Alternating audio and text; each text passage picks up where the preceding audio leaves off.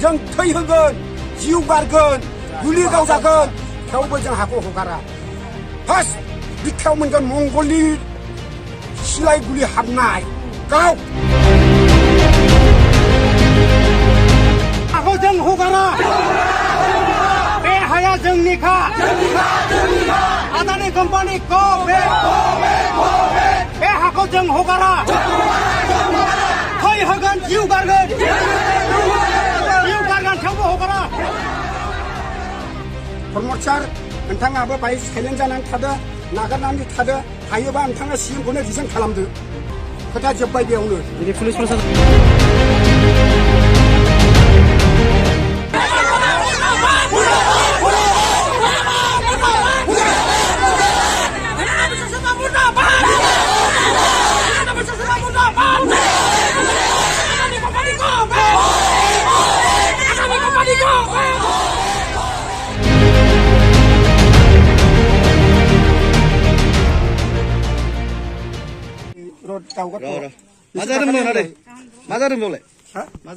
बाव जादों माने दा जों खोनानो मोनदों पुलिस प्रटेक्शन फैबायबो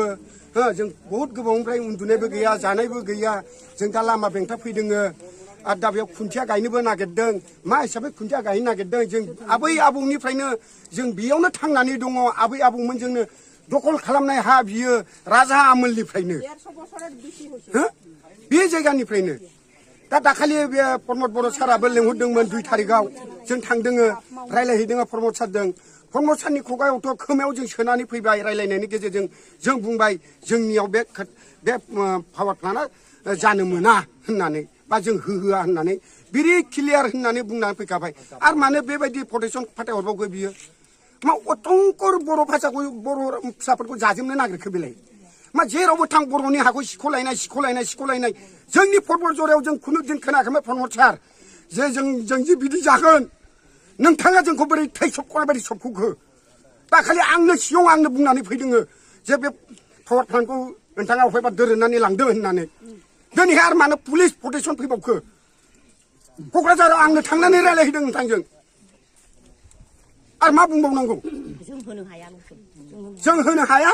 बे हाया जोंनि जोंहा मोन्थाय दं मोननाय दङ जोंहा बे हाखौ जों कम्पानिनो जों हगारनो हाया बेखौनो जों बुङो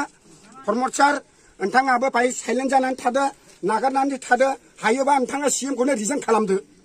खोथा जोब्बाय बेयावनो पुलिस प्रशासन फैनानै पुलिसा मात्र जोंखौ खावलायदों बेनो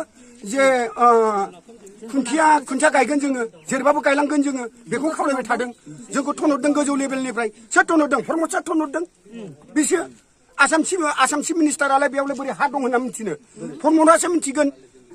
प्रमदनि सेला फेलायासो खोन्थाहरदों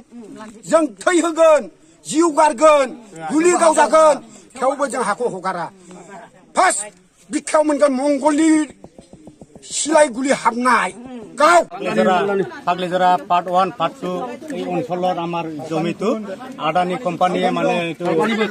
থাৰ্মেল প্ৰজেক্ট বনাবৰ বিচাৰিছে এই কাৰণে আমাৰ এই খালপানী ফাগলিজৰা পাৰ্ট 2 পাৰ্ট 1 এই দুকিচুকি আৰু মাওমাৰী এইবিলাক গাঁও মানে ৰাইজে আজি এই ধৰ্ণা কাৰ্যসূচী লৈছে আমি মাটি নিদিম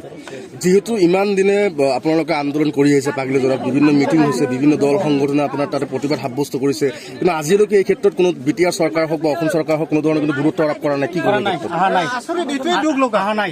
এতিয়াও আমাৰ বিটিআৰ চৰকাৰ এতিয়াও অহা নাই আমি বহুত দুখ আমি এতিয়া 3 মাহ হলো আমাৰ এই ৰাইজসকল খাওয়া নাই দাওয়া নাই খুব দুখ হৈ আছে এই কাৰণে আমি এই মাটি নিদিম আজি কি হৈছে ইমান বিশাল প্ৰশাসন আহিছে আজি মানে ইমান পুলিচ প্ৰশাসন আহিছে আমি শুনিব পাইছে মানে খুঁটি গাড়িব নাকি ইয়াতে আমি খুঁটি গাড়িব নিদিম আমি ৰাইজ সব একটাই আছে আর কি এই কাৰণে আমি খুঁটি গাড়িব নিদিম এটোই আর কি বিভিন্ন সময়ত আপোনালোকে দাবী উত্থাপন কৰিছে যে ষষ্ঠ অনুসূচিত যি আচলতে 6 শিডিউল এৰিয়াত বেলেগ বহিৰাগত মানুহ ইয়াত নাপায় ইয়াত আমাৰ 6 শিডিউল এৰিয়াত আসাম গভর্নমেন্ট ইয়াত আহি মানে নাপায় আর কি জীবন নোৱাৰে দাদা আপুনি আহিছিলে প্ৰমোদ বড়ক সোধা হৈছিলে যে এনেকৈ এটা উন্নয়ন কৰিব বিচাৰিছে বুলি কৈছে প্ৰমোদ বড় কৈছে উন্নয়ন হ'ব কি ক'ব উন্নয়নটো নহয় এইটো এনে সিদিনা আমাৰ অঞ্জলি বাইদেউ কৈ গৈছে সেইটো আমাৰ বড়োৰ ভিতৰত চবতকে এই প্ৰতিনিধিত্ব আমেৰিকাত আমাৰ বড়ো জাতিৰ কাৰণে প্ৰতিনিধিত্ব কৰা মানুহ বহুত জনা মানুহ সিটো কৈ গৈছে, সিটো ষ্টাডি কৰিছে। গোটেই ইণ্ডিয়াত 9টা কোম্পানী আছে এনেকুৱা পাৱাৰ প্লাণ্ট, তাত হেনো আমাৰ এইটো লৈ কিনি 10টা। আৰু কিন্তু ক'বলগীয়া কথা এইটোৱে 9টা প্লানত মাত্ৰ কি কয় 3,315টা চাকৰি পাইছে হেনো। কিন্তু আমি ইয়াত কেনেকে চাকৰি পাম ইমানটা অকল এটা? এইটোতো প্ৰমোদ বড়ো ছাৰে কৈছে ইমানটা 18,000 এনেকে চাকৰি পাব, এইটোতো মিছা কৈছে প্ৰমোদ বড়ো ছাৰে। মানে এইবোৰ ভেকু ভাওনা নেকি? আমিতো ভবা মতে এইটো ভেকু ভাওনা। এতিয়া কি বিচাৰে আপোনালোকে? আমিতো মাটি নিদিওঁ।